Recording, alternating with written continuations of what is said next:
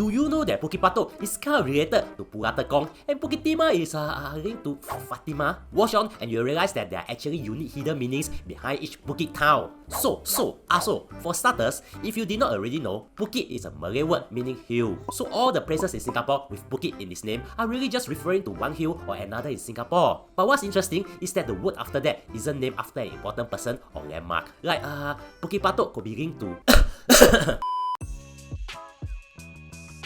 Let's start with Bukit Batok. One version of the story for why Bukit Batok is called Bukit Batok has got to do with cough. Yeah, coughs. You see, Batok means cough in Malay, and the supposedly cold air in the Bukit Batok area was said to have caused cough and cold. So, Bukit Batok is called Bukit Batok because it literally is a hill where people are coughing. In a similar vein, some have also said that the coughing has to do with the blasting of granite quarries in the area instead. The blasting of granite quarries was loud and it sounded like the hill were coughing. That's another interpretation of the Batok in Bukit Batok lah. Well, if you're wondering what's its link with Pulau Tekong, then you must not have been a Cao recruit before that lah.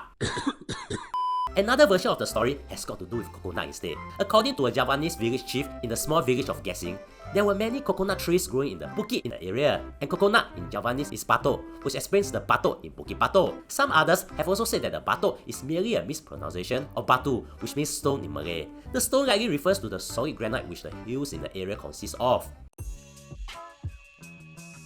Next, we have Bukit Timah. Timah actually means tin in Malay, and by that logic, this should mean that Bukit Timah was named Bukit Timah because there's tin in the hill, right? It's not so straightforward. There never actually was anything found on the hill or in the area. So, if Bukit Timah has nothing to do with tin, then why is there a Timah in Bukit Timah? Some people say that the Timah in Bukit Timah is short for Fatima. But others have also said that Bukit Timah's name is a result of early Western surveyors failing to open up their ears to listen properly. The Timah is actually meant to refer to Timah, as in the Timah tree which grew in the area. But early Western surveyors might have heard Timah as Timah and misspelled the word. Because of that, Bukit Timah is still called Bukit Timah instead of Bukit Timah today lah. If you are looking to advertise your business in this channel, we can help you. There are guaranteed views and many big brands have trusted us. Just click on the link in the description.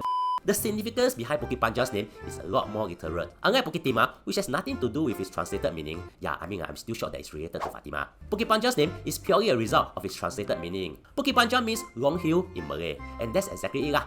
There's a long range of low hills in the Bukit Panjang area. To the south of Bukit Panjang is the Bukit Timah Natural Reserve, and to the east of Bukit Panjang is the Central Water Catchment, which is also a hilly area. So the older generation just look at the long hills and say, Yalah, long hill. But here's something interesting. Bukit Panjang wasn't initially meant to be named Bukit Panjang. In the initial stages of Bukit Panjang's development, the town was known as Zhenghua. It was only in 1987 when HDB decided to rename the town Bukit Panjang. The renaming was done because people were more familiar with the name Bukit Panjang than Zhenghua. I mean, I understand lah. People associate Zhenghua with McDonald's instead, so maybe Bukit Panjang is better lah.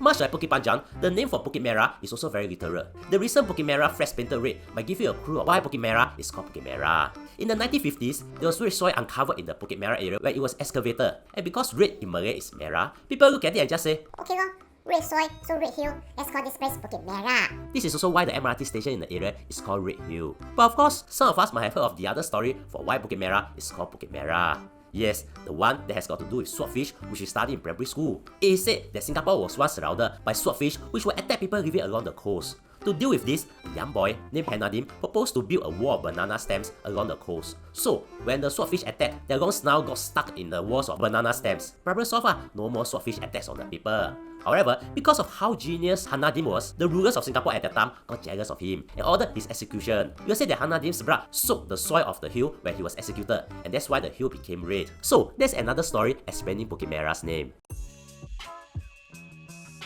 Well, now you know the origin stories behind all their names. You can pretend to be smart when you're hanging out with your friends next time. While the Bukit town names are interesting, the Chukang town names, like Chua Chukang, Yo Chukang and whatnot, are more rooted to history. Watch this and you'll understand.